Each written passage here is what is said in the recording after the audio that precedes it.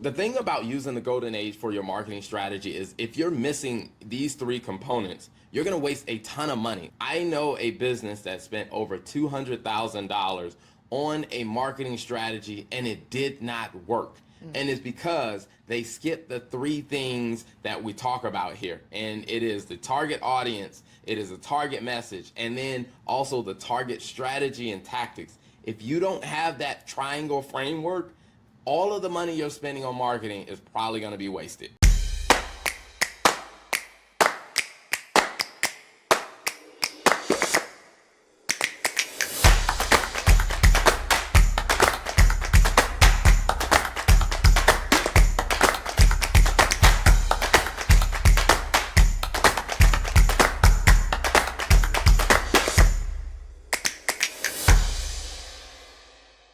Welcome back to another episode of the Golden Age of Business podcast. I am Lola Turner and I am with Terrell Turner. Welcome back, guys, to this episode. Today we're going to be talking about marketing. Now, I'm just going to start this off by saying that I don't think unless you have a background in marketing, and I don't even know if that helps, but I think most business owners get into business kind of not really knowing or having a sense of expertise. I'll speak for myself. When we started our accounting firm, I knew nothing about marketing. The extent of what we did was content creation, or what I reluctantly did eventually was content creation. I pushed around like, Terrell, you got this, go ahead, make videos, go do all these things.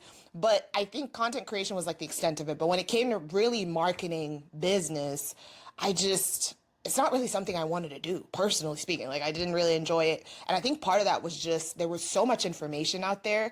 It was a bit overwhelming. There was a lot of information going around, and I honestly did not even really know where to start. So I'm really excited about this topic because I think one of the great things about the Golden Age is it really takes topics that may seem complex and breaks it down in a way where you can understand, where am I today? What does average look like? What does good look like, and what does excellent look like? So I'm really excited to break this down. And I think, Terrell, you bring a very interesting perspective, because I think a lot of people would think, okay, you run an accounting firm, what do you know about marketing? And it's not exactly the traditional, I guess, experience that a lot of people would think through. But I'm really excited to get your expertise here, because you've really had to do it for our accounting firm, and not just the firm, but also your brand. So I'm excited to jump into the podcast today. Yeah, I mean, I think this is a topic that so many people are stressed out about, because there's so many, you go on YouTube, there is no shortage of people talking about this marketing strategy. Yes. Or whether, hey, here's a 2024 marketing strategy, the ultimate marketing strategy. Yes, do this in 2024 to have a successful business. All of this stuff is out there. And I think a lot of times there's good information in it, but what they're sharing is not the overall strategy. What they're sharing is a particular way to implement a strategy. And I think what most business owners lack is being able to take a step back and say, how do I develop the overall strategy, and then I pick the tactics that actually work? Because that's probably a better way to put it, is what you usually see on social media, what you see on YouTube and all the different outlets, you're usually seeing marketing tactics.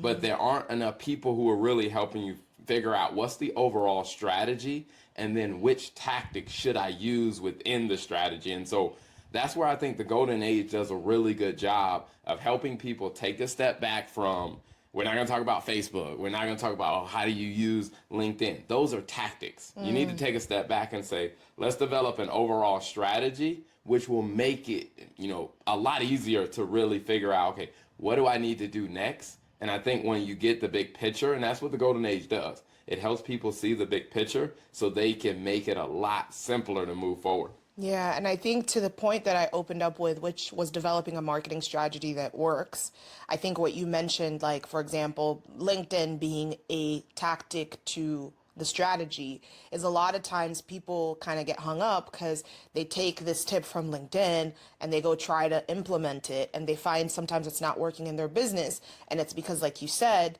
the framework itself, they haven't really developed a framework or like a target audience, which we're going to talk about all those things, but it's like you're taking a subset of a strategy, or you're taking a subset, a tactic, and trying to implement it, but you don't really have clarity on even what your strategy is going to look like. And so sometimes I think it creates that frustration a lot of times. And I mean, we've been there, that frustration a lot of times. I'm like, man, like I'm trying this and it's not working. Why isn't it working for me? So I think if you're good, I want to jump into talking about the first, I think, base of what every business owner kind of needs to hone in on, which is the target audience.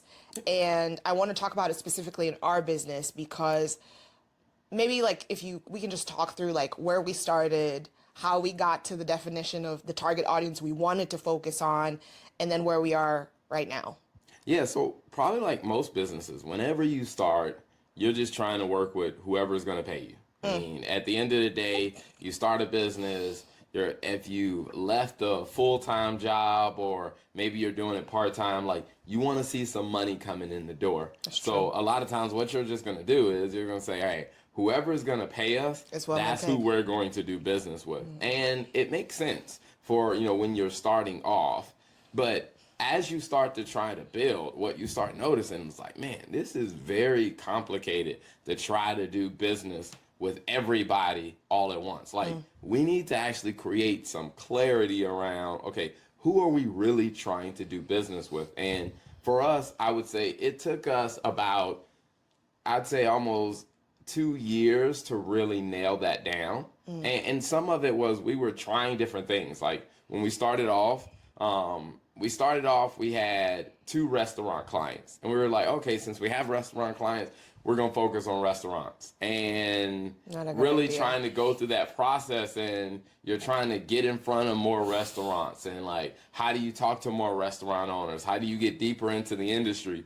And eventually we realized like there are some things about the restaurant industry that weren't the right fit for us. Right. Like, I think there are some people who love restaurants. That's great for them. But we realized there were some things that weren't the right fit for us. So I think for us, it was a little bit of trial and error until we found like, hey, law firms are a audience that we actually understand their business. We know how to do it. So it was interesting though going through that phase of working with restaurants. So I'm curious what your perspective was, because you saw what it looked like in the early days. Yeah, so I think for me, the restaurant piece, what I quickly realized with restaurants is how their business structure was set up was very different from how our business structure was set up.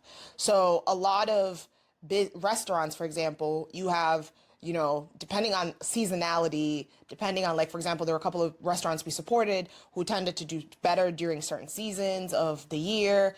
And so for me, it was just really challenging keeping a recurring, trying to justify to a business why you want to charge them on a monthly basis to do something when, for example, their peak season is in the summer, just didn't really make sense for us. And so for me, I think also the challenge on, not really the challenges, but maybe the intricacies on managing inventory. And then really, I think a lot of times with restaurants, they were really focused on getting more people through the door. And that sometimes can really take the amount of effort that they have. If you had a business owner in the business actively running the business day to day, it was really hard to get their focus outside of the business and the day-to-day of running the business to really focus on thinking big and thinking more of the strategy. And so I found that with restaurants, that the restaurants we've kept and that have continued to be our clients are restaurant owners who have grown and have kind of been able to take a step outside of the day-to-day because now they have a team or they have a structure developed to where now they can kind of think through the big picture of their numbers and how they run through it. But I think really that journey of being there long enough with the restaurant owner while they're still trying to figure it out and all those things, it just really wasn't the best fit for us. And I think the goals that we had. Yeah. And I think part of it was us really understanding, where do we really add the most value? Yes. And I think for us, what I started to realize is the people or the types of clients that we added the most value with were the businesses that had an owner who wanted to really step out and be the owner of a growing business, not someone who wanted to be a owner operator. Yes. It was more of people who wanted to focus on working on the business as opposed to being a person who's working in the details of the business. And I think that there are great bookkeepers out there for people who want to be owner operators. Yes. It's just that wasn't that we weren't the best people to help them. And I think us realizing that a lot of the restaurants we were coming across were people who wanted to be owner operators. Like they wanted to be working in the business, which means they didn't have the time to take a step back to really look at the larger financial metrics, to go through those types of things. That really wasn't where they were in their journey. So we realized like we're probably not adding the most value for what they need, because what they needed was someone who could, do the things behind the scenes and occasionally meet with them. But I'm like, that's not where we add the most value. And I think part of that comes from like, our background of working in larger corporations where we're used to working with clients where there is someone who's dedicated to working on the business, and then you have other staff that are working in the details of the business. And I think for a lot of the restaurants we were trying to reach, because we were putting very serious effort. Like we were on the road filming interviews, doing video footage in restaurants with restaurant owners. We had an entire podcast for it. Going to food truck festivals or Yes. like, which was not bad. And it was great. And we just realized that wasn't the market for us. Yeah. And then I think also from our standpoint of wanting to expand our team, like the margins that restaurants were generating that we were coming across, they just didn't have the profit margins to be able to afford our services. And we were like, hey, I wouldn't tell a restaurant you have to lower your prices to attract clients who aren't your ideal fit. I'm like, your prices are what they are. You have to do your cost assessment, and here's why your price needs to be where it is. And we had to do the same thing for us, is say, okay, all right, we did our cost assessment and we looked at our goals and our strategy, and we said, hey, here's where our pricing needs to be as a firm, and here's the value that we're delivering to support that pricing. If these types of clients can't afford that, then we're not going to change our business strategy to make it work for them. We just had to find, okay, who is the right clientele for what we offer and the price point that we were at. Yeah, that's really good, because I do think that's going to be really the key for the business owner that's evaluating the right target audience for them, right? Really being able to understand what's the overall goal of what your business is trying to do, and does this target audience help you support that? Or do you know that you need to get more clients, and if you need to get more clients or you need to sell more, do you have the strategy set up to be able to help you support that? So that's actually a really, really good point. And I will say on that, one of the things that helped me was talking to other business owners, because I remember having the same conversation with the restaurant owner, because we were talking to the restaurant owner and they were just saying like, man, we really need to raise our prices. And they were just like, but the clientele that we have come in, I'm not sure if it's the right, if they can afford the price increase where we're going. And in that moment, as I was talking to the restaurant owner, I said, okay, all right, then why are we trying to market to people who can't afford the price where you just talked to me through your strategy? You told me where the price needs to be for the restaurant experience you're trying to deliver. I'm like, why are we trying to market our restaurant to people who can't afford the food that you're trying to offer? And in that moment, it dawned on me, it's like, just like I'm helping them develop their strategy, we had to do the same thing, because I think a lot of business owners struggle with really defining their target audience, because what they're trying to do is, I'm just trying to find people who are willing to pay me. And the truth is, there are people who are willing to pay a variety of prices. Like, even as an accounting firm, like, there are people who are willing to only pay $250 a month. Those are not our clients. That's not for us. There are, and I've met, There's some people there are some companies who are willing to pay $3,000 a month. And there are some companies who pay $100,000 a year. I mean, which I'm like, there's a wide range. And I think that a lot of business owners struggle because they think, I need to make my pricing work for the people who are coming through the door right now. And I'm like, maybe that's not the right target audience, because when we really started to define who our target audience was, where we looked at pricing, we also looked at who did we really add the most value to. And I started realizing like we added the most value to people who wanted to work on their business and not be in the details. And then we started looking at different industries and we said, okay, all right, strategically, who has influence so that we could get more leads and more referrals? And as we started looking at the whole spectrum, that's where we started leaning towards law firms, because I'm like, law firms had the margins to pay us. The law firm owners we were coming across, they wanted to step out of the details of practicing law and to be business owners. And I'm like, we are perfect for helping you make that transition. Yeah. And so that's why we really started changing our perspective and saying like, as a business, we needed to find who are the right customers for us to serve. And when we did that, everything started lining up a lot better. That's really good. One thing I do want to share, because I think this is important, is that I think sometimes there is a fear when it comes to that definition of selecting your target audience.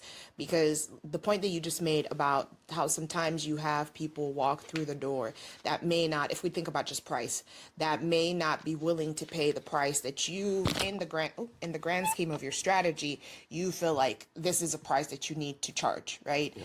So I will say my recommendation is to navigate through that or to overcome that fear, because just being completely transparent, between Terrell and I, it was very interesting because I feel like I was the person that was like, that price is too low. We need to charge more because this is kind of the target audience. These are the people that we're trying to attract. And it was easier for me to say that because I wasn't doing the marketing and I wasn't having the conversations with the clients about the pricing, right? But I think as a business owner, you may not have a partner that's running the business with you, but even if it's somebody close to you, just sharing that information with them to help them hold you accountable and kind of walking them through the reason why you set the prices or you're interested in targeting the audience that you are, because I think it's going to help them remind you and hold you accountable. Because I think about even us, like part of the reason I was, not all the time, but I think once we defined our target audience, when you would come to me and you'd be like, okay, this is the target audience, we've talked about it, and you would come and you would share a price with me, I'd be like, that doesn't really align with what we talked about though. Like that's not really the price. And so I think it helped me hold you accountable and hold us accountable to make sure that we were able to achieve that and keep that objective in mind. And I think sometimes it's hard if you're the one doing the marketing and running the business and meeting with clients. And so my recommendation is just to share that with someone that you trust.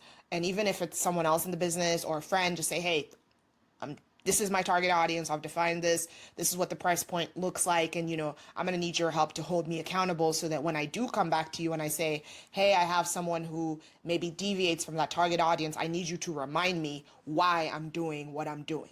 Yeah. I think that's going to be extremely helpful. And I think that is very true, because a lot of people do have that anxiety about, well, if I charge more, will I lose all my customers?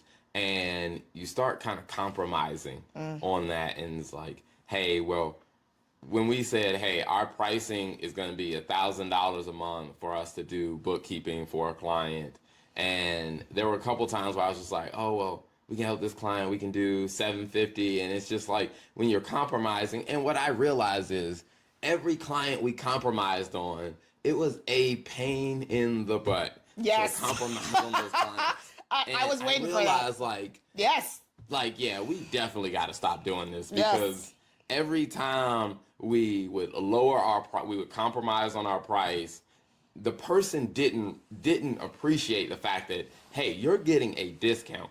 It's just like the people who were getting the discount were the most demanding. Yes. And I was just like, we got to change this. We got to stop doing this, because people who will respect your pricing and people who will respect what you offer and the value you deliver, they will pay your price and they will be a lot easier and smoother to work with. But the people that we realized that were consistently demanding a discount, I'm like, I had to say, you know what, eventually I got to the point of saying, we're not the right, firm for you. But then I was like, okay, all right. I took it a step further and said, you know what?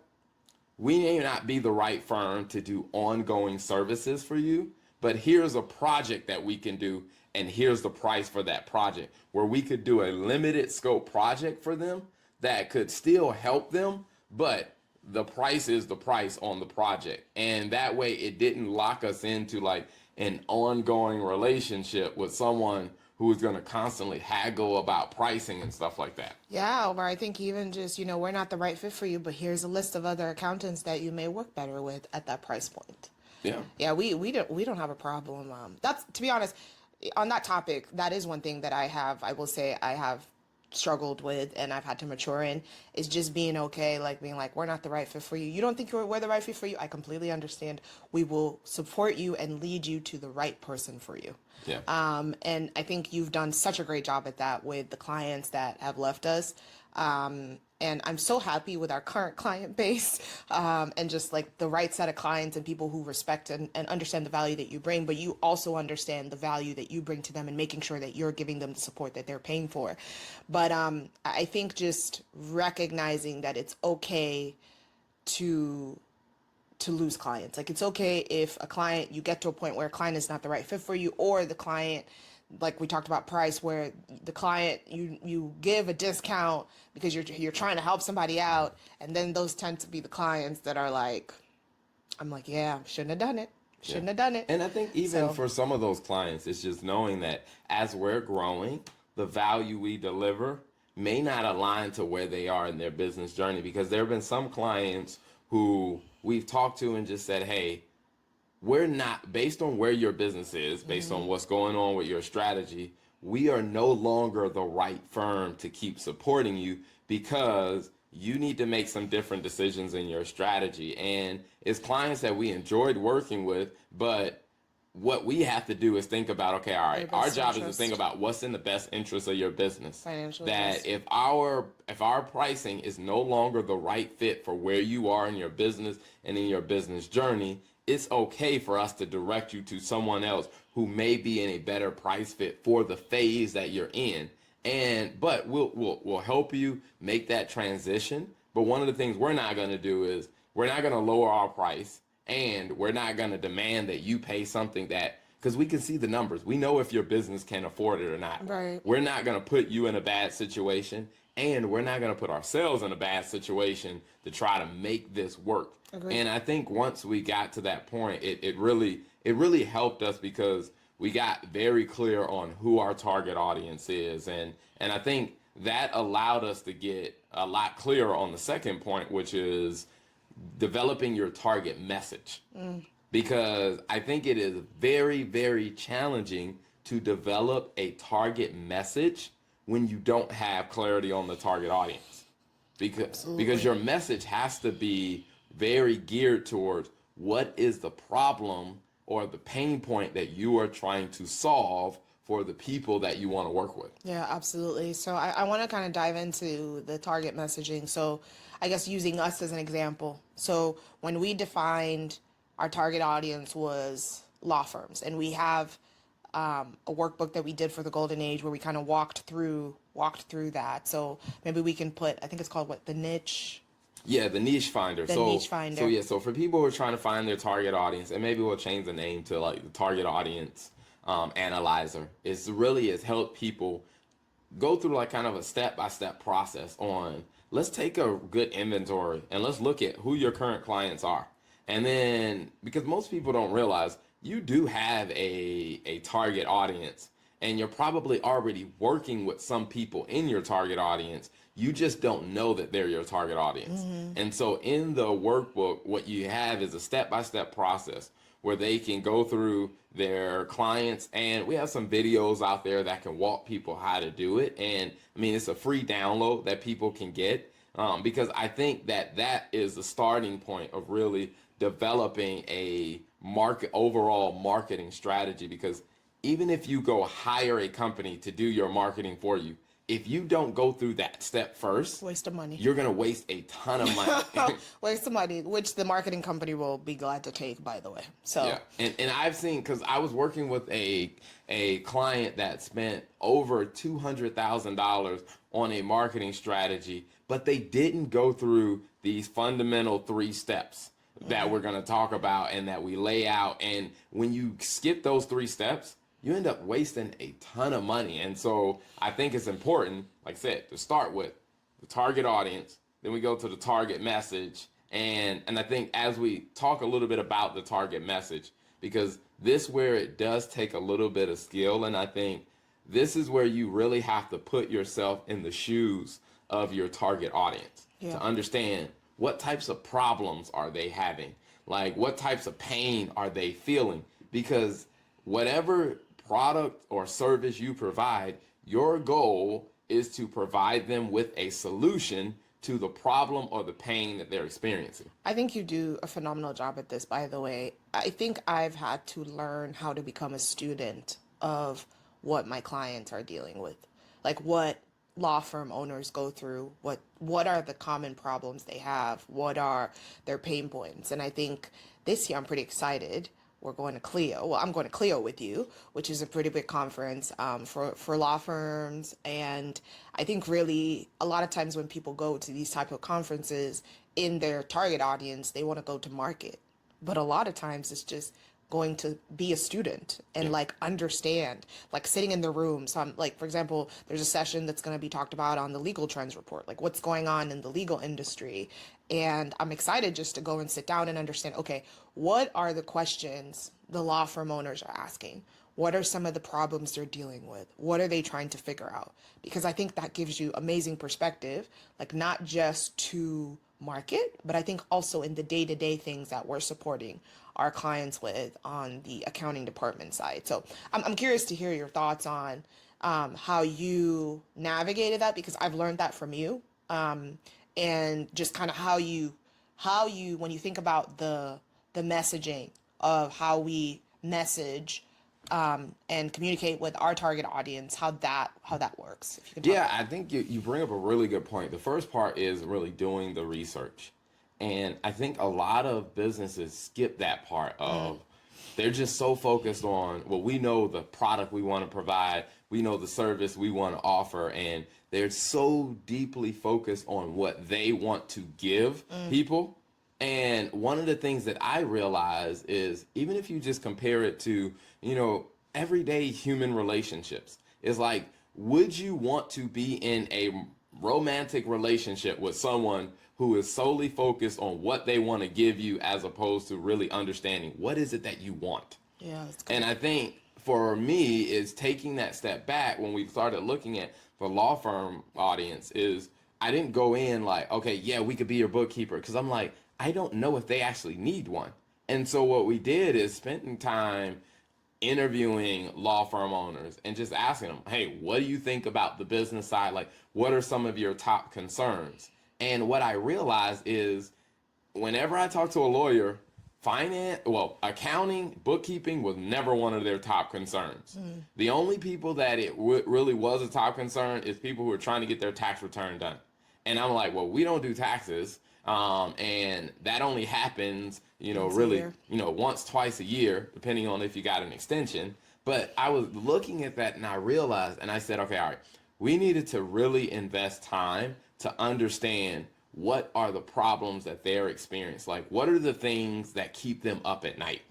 What are the things that when they go have a drink with a friend, what are the things that they're going to complain about? What are the things that they're going to communicate are a frustration to them? And the more that I listened and I would read different articles, and then I joined the American Bar Association, and eventually I became the chair of the law firm finance committee. And instead of spending so much time, all right, here's what you need to know, it was, let me listen. And because I strategically asked the people that I wanted on the committee, I was like, I don't want a bunch of accountants on the committee because we know what we want to tell people, but we don't know what they need to hear. And so we had a committee meeting last week, and a couple of the lawyers in the committee were like, I'm thinking about, being on a different committee because I don't know if I can really add value here because I don't understand the accounting. And I told them, and I said, hey, the best value that can happen for this committee is for you to come and share what are the things that concern you. Yeah. Because if you're telling the rest of the committee, here are the things that concern me as a lawyer, then we can create content, we can create resources to help address your problems. Because if you as a lawyer have this problem, there are probably hundreds and thousands of other lawyers who have the same problem. If all we had were accountants here, we would be talking at lawyers all day long and no one would be listening because we wouldn't be speaking to the actual pain. And I talked to a couple of lawyers on the committee afterward. They were like, you know what? After you said that, it really made sense why I'm on this committee. And I'm like, because we have to make our messaging contextual to the pain or the problems that people are trying to experience. And I think so many people skip over that and they're just like, well, this is what I want to sell them. And it's like, well, nobody wants to listen. That's true. That's really, really, really good. So how did you get on the ABA? Like, Yeah, so part of it came from doing interviews. So I was interviewing several lawyers. Someone saw my content, and I would talk about, based on the interviews that I did, I would listen to the problems that people had, and then I just started creating content about, well, here's how finance can help solve that problem. Like people were talking about hiring people. Like, hey, it's a struggle to find people that I can hire. I'm not sure if I can afford to hire the right staff. And so I created videos talking about here's some things to keep in mind, here's some metrics. And the upcoming chair of the law practice division within the ABA saw one of my videos. She asked me to be a guest on her podcast. I came on. She was like, you shared a ton of great, valuable information. Have you ever thought about, being on the committee? And I'm like, well, I don't even know what it is because I'm not a lawyer. So I wasn't even familiar with the American Bar Association. And so within an hour, I went out there, I looked, I, signed up, paid my, $250 to become a member. And then once I started going to some of the meetings, and after going to like 2 meetings, I would contribute, add some value, I would listen to what people were saying, and then they were like, hey, you seem to be adding a lot of value that is helping a lot of people. What do you think about being, the chair of the law firm finance committee? And I was like, well, I've only been around for less than a year. And she was like, well, that doesn't matter. And I was like, and I'm not a lawyer. She was like, we know, but you're adding so much value because you understand the pain and the problems we're dealing with. And so that's kind of how my journey came, of just really being a student of their problems and then figuring out how can I offer you something that can help you address your problems. that's really good. And I think I just want to mention for business owners, sometimes there's a temptation for us to feel, and I kind of want you to talk about this because I think that a lot of I think about it like this: you've sown a lot of seeds in terms of like just giving valuable feedback, tons of content, tons of videos, tons of free speaking engagements through like the local community here, helping entrepreneurs, things like that. And I think sometimes there's this idea or question that's like, all right, how much free stuff can I give away, right? Before I actually start to see a return. I think that's a question that goes through a lot of business owners' minds because you're talking about all of the stuff that you did, and it took a lot of time. It was a sacrifice of time on your end to do that. And I think, there are people who want to genuinely add value, which I think should be the focus for every business owner, having a genuine sense of seeing people really win the audience that you're targeting. But I really want you to kind of talk about that because I do think that is a question at the back of people's minds. Like, all right, you've told me this is my target strategy. Okay, Terrell, or my target messaging. Okay, great, Terrell. This sounds like a lot of free stuff. It sounds like a lot of work and a lot of hours involved that are not maybe, bringing me clientele quite yet. Can you talk about that some? So, I would say if you're in a service-based business, the first thing you have to recognize is that it is going to come down to relationships. like whether people continue to do business with you is how do they see their relationship with you? And the same thing even happens with product-based businesses. Because if you think about, let's say, an Apple, people buy Apple because they feel like they are an Apple person, which means they feel like they have an intimate relationship with the whole Apple ecosystem. And I think Apple took the perspective of we are here to build a relationship and we're here to define like, hey, here are the type of people who we relate to, who we interact with. And I think service-based businesses have to do the same. And one of the things that we know is if you're going to build any type of healthy relationship, you can't show up on day one and start demanding stuff from people. No one's going to want to have a relationship with you if you come in the door demanding right away. Like, you may get something because you've bullied them into it, but they're not going to want to keep having a relationship with you if they feel like you're continually taking and taking and taking. And so from my perspective, I looked at it as the first thing that I want to do is I want to understand what are their pain points. So I even know if they're the right person for me to do business with. And the way I use kind of free insight, free resources is if I can address your problem for free, like if I can address your problem in 15 minutes, or if I can address your problem with a 5-minute video, then what I know is you're probably not going to value the price that I'm going to charge you for my actual services. And so the way I tend to use the free stuff is really as a filter. I'm going to give you valuable insight in this free article that I'm going to write. And I'm going to tell you what the answer is. Now, if you can get what you need from that free article, you're going to love me and you're probably going to tell other people about me because it's probably going to lead to better referrals. But if you read the article and you're like, it's good, but I still need a little bit more. So when I come back to you and I say, well, my price is $3,000 for me to sit down and have a conversation with you, there's no question about, well, can it be lower? It's like, no, you already know the value I can deliver because you got value from the free stuff. So when I tell you what my price is, we're not going to go back and forth and argue about it. And what I found is using the free stuff strategically like that, what it did is it allowed me to work with the people that I should be working with, and it allowed me to charge the price that I should be charging. Because before, when you're just trying to, work with everybody, like you end up working with people that you have no business working with.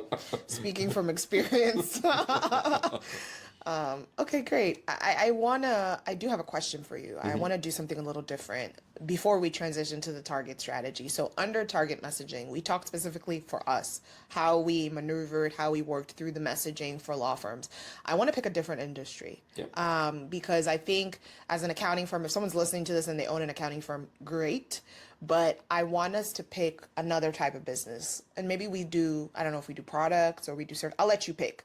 Well, how about this? We'll do this. We'll do a challenge, and I have no idea what you're going to pick. So it's going to be interesting how this turns out. You pick an industry, and then what we'll do is I'll talk through the process we go through in figuring out what the target message is.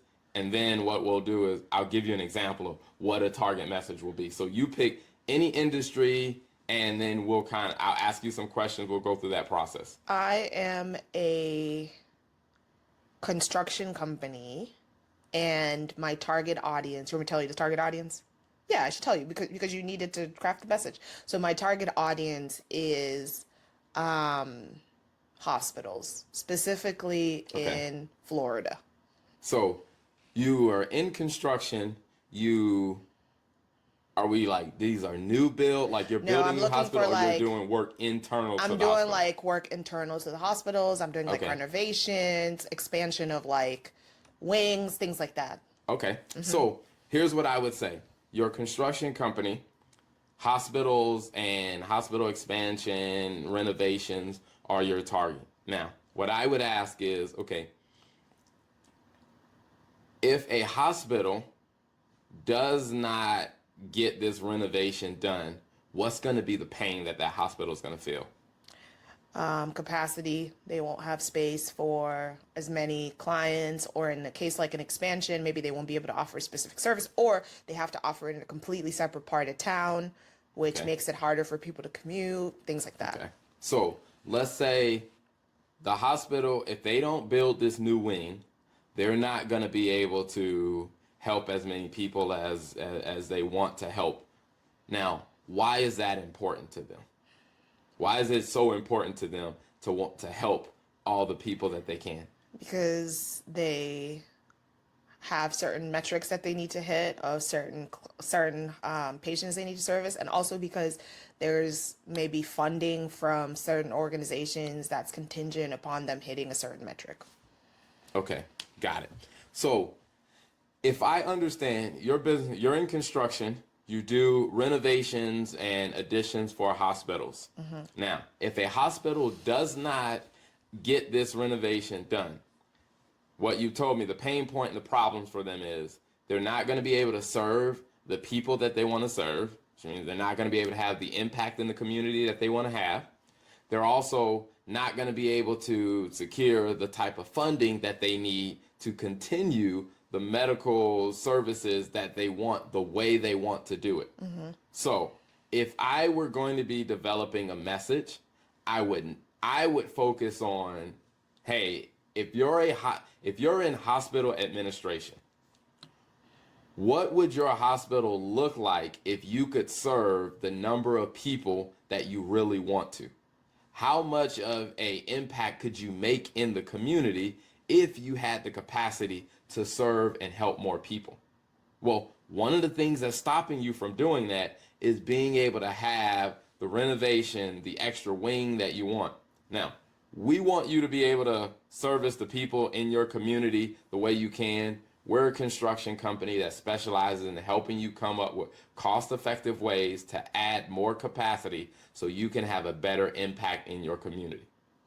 I would take that approach because what you're doing is you're starting with what they want, and then you eventually tell them, we're a construction company, here's how we can help you get what you want, which is to serve more people in your community. And if I'm a business owner that owns a construction company, where would you recommend I spend most of my time to meet my target audience? Yeah, so you have medical associations that you can look at, and I would not so much focus on meeting doctors because the people who are going to make those decisions are going to be your administration staff, and just about every hospital, you can go on their website and you can look up who is on the board of directors. You want to understand who's on the board of directors, because when it comes down to a hospital expansion, the board of directors are the people who are going to make the decision. They're going to be the people who are voting to approve the money to fund an expansion. So what I would do is I would look to see who's in hospital administration, who's on the board of directors, and then I would focus on how do I get their attention? How do I then get involved with some of the nonprofits that they're involved with? How do I get my message across to them? And even if you wanted to, what you could do is you could just, I would probably sketch up some examples of here's what a additional wing could look like, and here's the additional capacity it could add to the hospital. And I would probably just email some of the board members and just say, hey, here's a free mock-up of what a additional expansion could look like. Because once you get their attention, they're going to be the ones who are going to champion this decision in the meetings, because if you don't get the board's approval, they're not going to approve you're not going to get that renovation contract. That's good. Is there anything that you would recommend from because I think construction is very specific, right? Like there's certain times and periods and rules and laws that come with like certain things that you can do. Is there anywhere else you would recommend that like they connect, like a construction owner connect?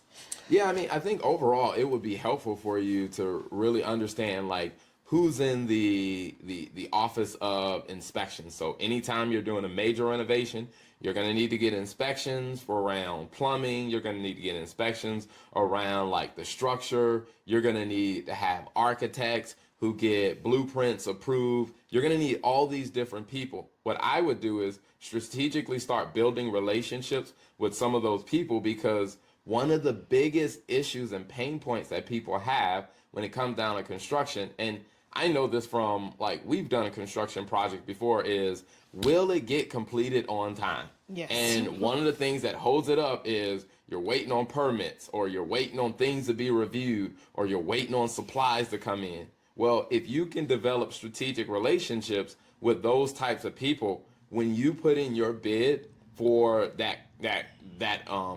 construction expansion, what you can also say is, we have relationships in these areas, so we know the process on getting these approved. We can help guide you through that process of getting the approval necessary for this project to stay on track and to stay on schedule. That's really good. I want to do another one real Okay. quick, and then I'm trying to see how much time we have. Let's do a daycare owner. So I'm a daycare owner, and my target audience is children under 10. So daycare owner, children under 10. So Or I guess parents of children under 10. But yeah, that's what I want to serve. So, okay, so I would say is, if your target audience is children under 10, I would probably recommend that you get a little bit clearer on, all right, are these children that are school age, let's say age 5 up to 10, or are these children before the age of 5?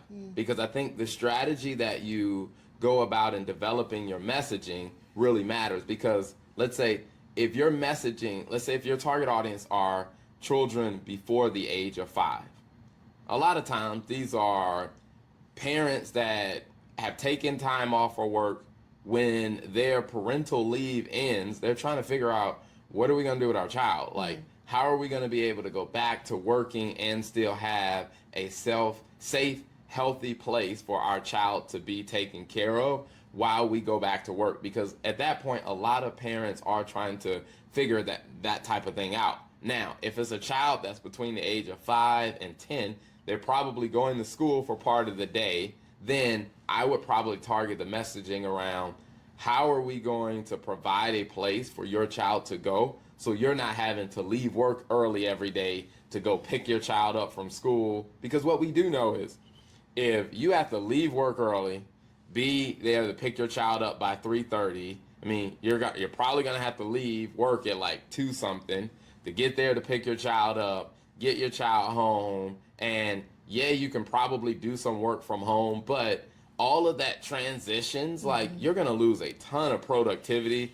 and end up working late into the evening. Whereas if there was, let's say, an after school program that your child can go to for an extra 2 hours, then you can go pick them up at 5:30. You've allowed yourself to be able to fully cut off your workday at a decent time, to where you can stop your work from bleeding into all of your evening, so that you can actually spend time with your children in the evenings, and you can actually be more involved and engaged in their life. And so I would kind of break it down looking at it like that, and really just ask myself, if I'm focused on 5 to 10, what is the real problem that parents have? Like, what's the challenge that they're having? Trying to find something to do with trying to find something productive for their children after school gets out. Okay, if that's your audience, that's your messaging.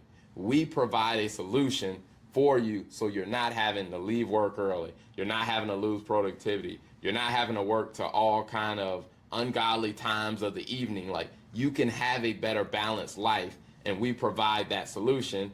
Here's what we do. That's really good. That's really good.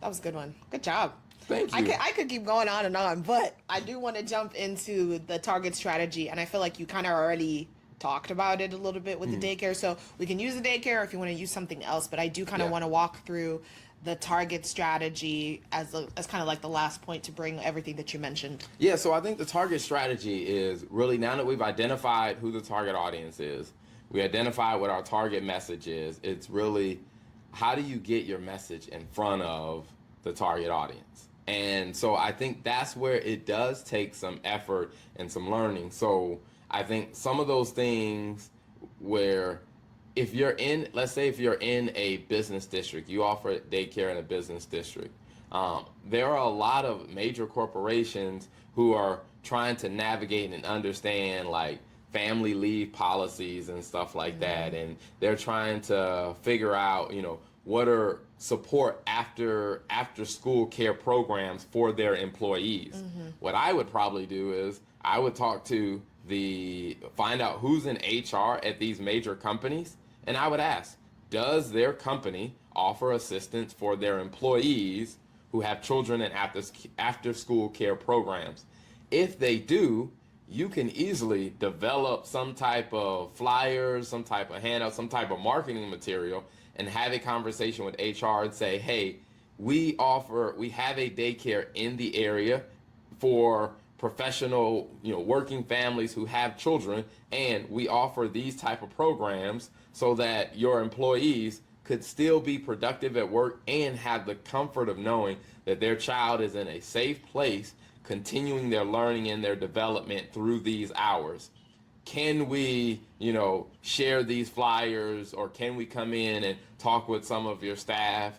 And you can do different things like that, because what it does is it allows you to speak to people who are experiencing the problem that you solve.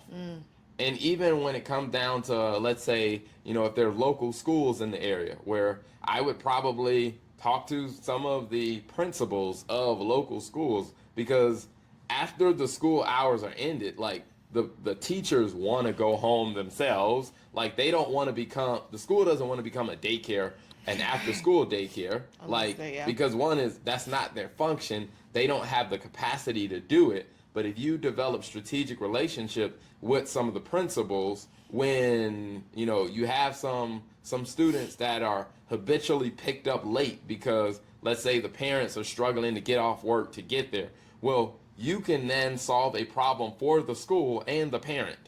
And I think it is a strategy of being able to speak your message to the target audience that you're trying to reach, and you can become a very helpful resource in the community. That's really, really good. And I think I like the fact that you highlighted a benefit for the party that you're working through to get to your target audience, the parents of your target audience. There's a mutual benefit. Even when you talked about the major corporation, you're telling HR like, hey, this could help your employees be more productive because they're not having to go back and forth if we offer the service. So there's a mutual benefit across the board. It's not just you trying to get your flyers and your pamphlets in. It's like, how can I help you solve your problem? And in turn, it benefits me as well. So that's really good. Yeah.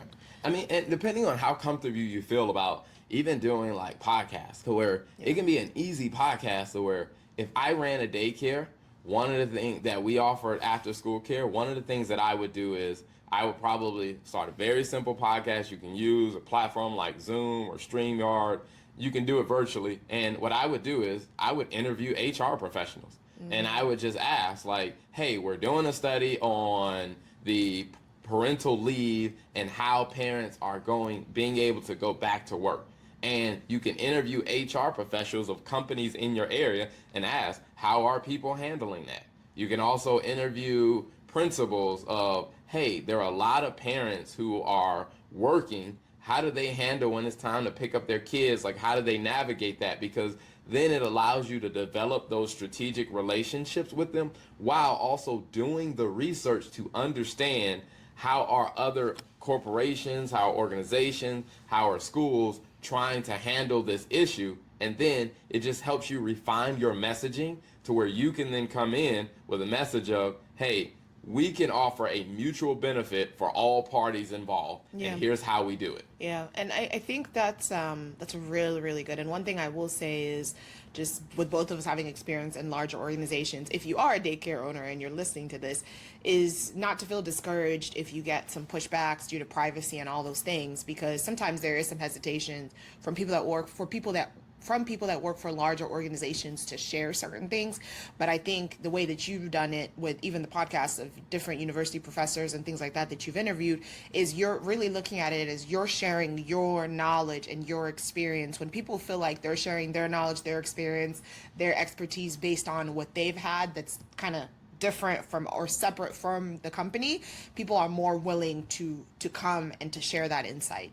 So I think that's a really, really, really, really good insight. Anything else you want to add on that? Yeah, and I mean, in the golden age of business community, it's the paid community that we have, people join it. We go into even more detailed strategies around how do you do different things, like more detailed tactics. Yes. To where it is like really breaking it down to stuff like that. Like, hey, I'm this kind of business. What type of tactics would you use for me to develop mutually beneficial? Now, make sure people understand that. I am not saying to be a scam artist and weaseling your way in there.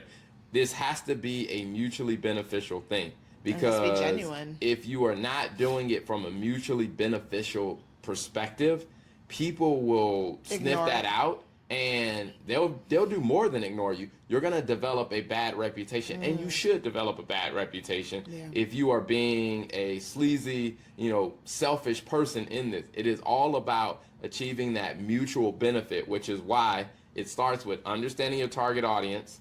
The target message is not what we want to give you. The target message is how can we help solve the pain and the problem that you're experiencing, and here's what we do to help with that. And then the target strategy or tactics is how do we get that message in front of the right people. And we talk a lot more about that in the communities of some of the stuff we just dialogued about. Like, we go into more detail because I think more people need to hear about, hey, how are people actually implementing these strategies and these ideas? That's really good. Yes, absolutely. And I'm super excited because I think really having someone be able to share, like, this is my business, this is what I need help, talking through it, dialoguing through it, I think it's going to be extremely helpful. So we know that this has been a valuable session. Thank you guys so much for tuning in. Anything else you want to share before we wrap it up, Mr. Nope, Turner? that'll be all. Well, I would say just continue making steps and stepping into the golden age of business. Yes, thank you guys. Until next time's episode, take care.